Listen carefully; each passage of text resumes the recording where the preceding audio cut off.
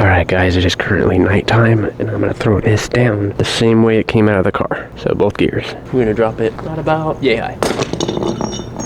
She actually took the beating for the first time. Okay, we're gonna see if she'll brake now. I'm gonna bring it up a little bit higher. We'll say this is probably like 5,000 RPM. And finally, why you want to change out your oil pump gear on your Coyote. That's exactly why. I'm pretty sure if we tried this on the new one, it would not brake, but I'm not going to do that. Maybe if I ever get a motor in that has an upgraded oil pump gear, I will take it out and we will see if it will brake just like this one, but I guarantee you it's not. Definitely change out your oil pump gear if you're thinking about boost, because if you're ever racing somebody on the freeway, that happens, bye-bye oil pressure. You know, I told myself I wasn't going to get carried away this time, but I kind of did get carried away. But let me show you what I've already done. I went ahead and put the phasers on, and the phasers are pretty explanatory, okay? As you guys can tell, I do have my yellow mark sitting right here. If you guys can't tell where it's stationed at, stationed right there, and you want the R to be right up there. That's where you want your R to be. If you do the reverse tension, basically where it's supposed to be tensioned at the bottom here, and you buy the MMR brace for it, I'm gonna be linking the part number in the description for you so you don't have to look for it. Also, it's pretty simple. With the Boss 302 tensioner that I used on this side, I was going to use the Boss 302 tensioner on this side. The sucky thing about that whole situation is that if I did use the Boss 302 tensioner on this side, it wouldn't be long enough to use that brace, so I ended up using the stock OEM primary tensioner on this side. I just flipped it around. So there it is, sitting upside down now. It's still good. I made sure that it actually tensions under oil. I tell you what, that thing is very tough. The good thing about it is it's gonna still get oil pressure either way, and the oil pressure will start feeding through there, and it will feed it and keep it tensioned the whole entire time. The next thing that I did is I came over here and I got the passenger side done. Now the dials are all facing a certain way. If you have to follow what I showed you guys before and make sure that the two D slots are facing down. So they should be facing the same, pretty much each other, in other words. I lined them up pretty much with this circle here. So the first one should be like kind of slightly above there, and then the other one will be a little bit lower than that. That is their resting area. So you can literally try after you put the caps on. I'm telling you now, it's their resting spot. I got the oil pump gear on, obviously we were both here for that. Got that installed. That's sitting in there now, all torqued down. I have the crank gear on there now, which that was something else, and I do not advise doing what I did because cranks are very touchy, but I'm gonna show you what I did. Now there's a lip on here on the actual key dial that I tried to file down, but it wasn't wanting to file. I pushed it on with this and I gave it a little bit of love tap. Not very hard because like I said, you don't want to be hard on the crank. I just gave it a little bit of love taps to get it to go in, and it started moving on its own with a few little love taps, but me pushing it in, it wasn't allowing me to, and that's because of that little mark or boo-boo from whatever that I tried filing down, but it didn't file down at all. I was here for a minute. Then I took a regular socket and I went on the outside of it and I just slowly tapped it in very gently here and there, and then sometimes I would hit it like this, and it went in. You do not, and I repeat, you do not want to smack your crank with a hammer. Don't. Repeat, don't. Little light taps like how I did is okay to get it to go in. I just wouldn't do anything with hammers. If you cannot get it in, find a friend. It will save you time and also trouble. That way you know that you're gonna be able to get the job done the correct way and not screw everything off. That's pretty much all I can do tonight because I'm gonna have to have my friend Robert come over tomorrow, and he's gonna hold my cams for me so that way I can get all the bolts on the cams torqued to spec, which I will be showing that tomorrow when I fill you guys in on that. And then I'll also be filming the primary chains or the secondary chains being installed, so that way you guys know where the timing marks are. And if you guys want, you can copy what I did. It kind of does help out a lot too to just put little marker. It's an automotive marker. You can get it at any automotive store. These are really, really cool. They're paint, obviously, but any automotive place would use them. So you would mark your timing mark. So right here on the right side, the right arrow is marked. On here on the left side, the left arrow is marked. And also, because you're not going to be able to see this when it's below, I also have the timing mark for the bottom crank marked as well. So when this goes down, once you turn that to 12 o'clock to time your passenger side, you will be able to see it because it's so damn yellow. Use a mirror if you have to, but with it being this yellow, you should be able to know what linkage it needs to be on to make sure that it's properly in time. Definitely want to make sure you don't mess this up. The best thing to do after you have your chain set on and everything, spin the motor at least 2 revolutions to make sure that everything is happy. A lot of us recommend it. I always recommend it no matter what car I work on. I do it on my EcoBoost too when I had it here, and I did it on my friend's EcoBoost when I worked on his. I did it on another customer's EcoBoost that I did work on. I'm telling you, it's just an insurance to make sure that nothing hits anything and the motor continuously works and functions the way it's supposed to. It lets you know that you did the job right, and it also keeps you from spending $15,000 on a brand new motor, because you definitely don't want that starter to turn your crank rather than you turn your crank.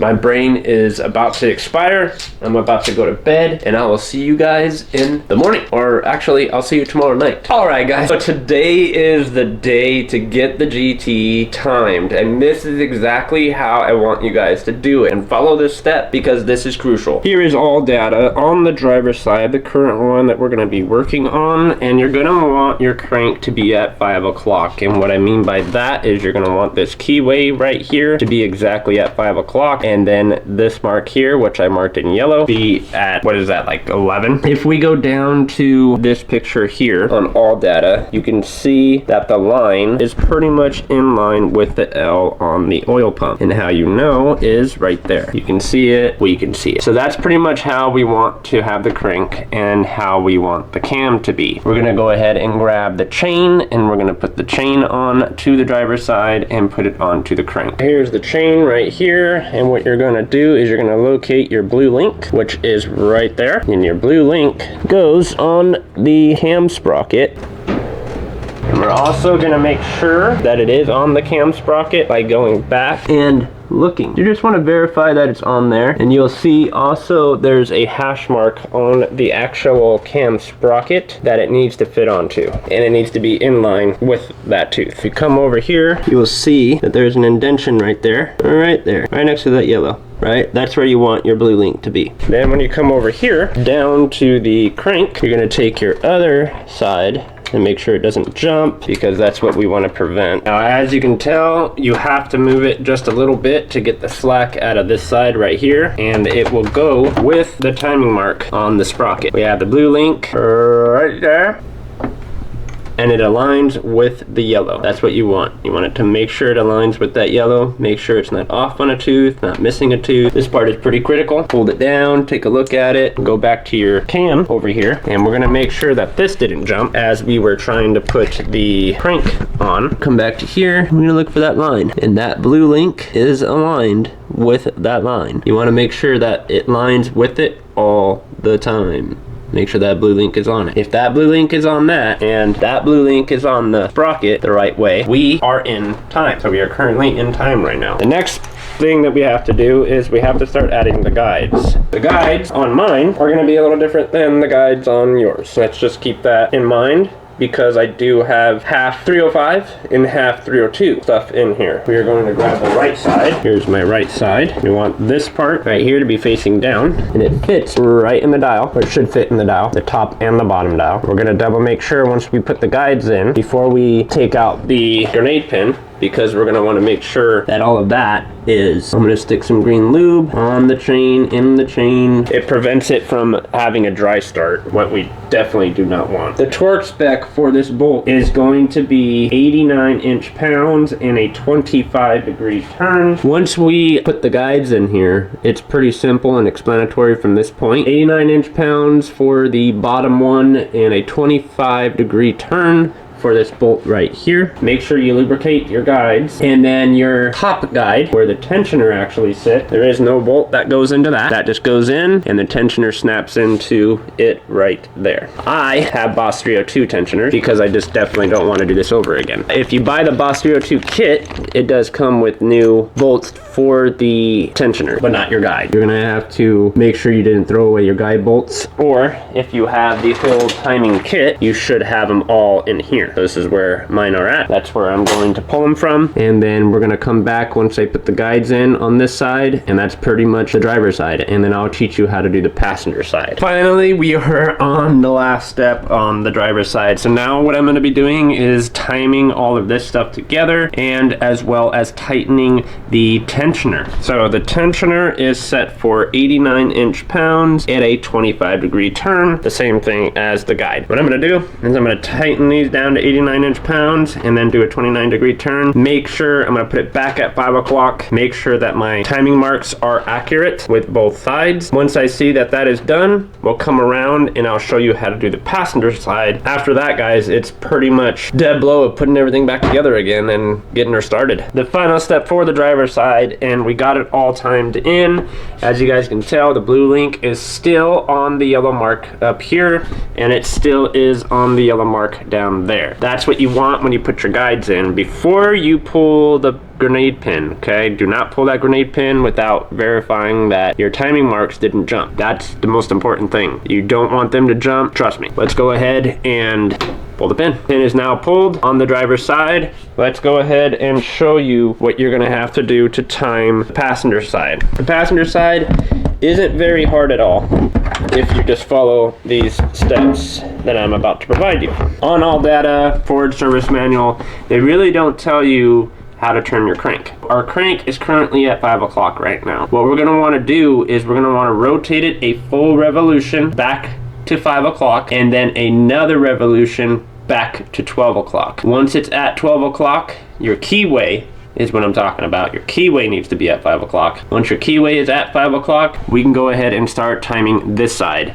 You're gonna wanna use a paint marker, a mirror, or something to verify that your timing mark on the passenger side matches up with that tooth that I painted right there. You don't want that blue link to be off from that tooth, or else it will throw phaser codes and you will have to do this all over again. VCT codes that you don't want to deal with. We're gonna go ahead and time the passenger side now. So you're gonna take your crank and we're gonna rotate it all the way full revolution, and the keyway needs to be back at 5 o'clock again. You will know when this yellow mark lines up with that L, and then you go ahead and move it all the way back up to 12 o'clock. That'll put everything at rest. Here I go. I know you guys can't see the crank, but we are definitely rotating it. We're at the keyway is now at the top.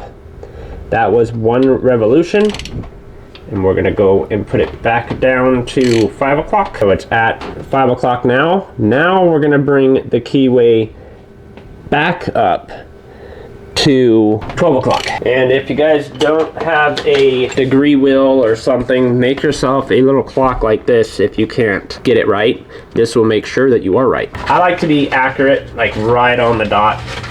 I don't like to be off by any means, because this way I know the job got done correctly, right? So my keyway is a little off. I'm gonna bring it up a little bit.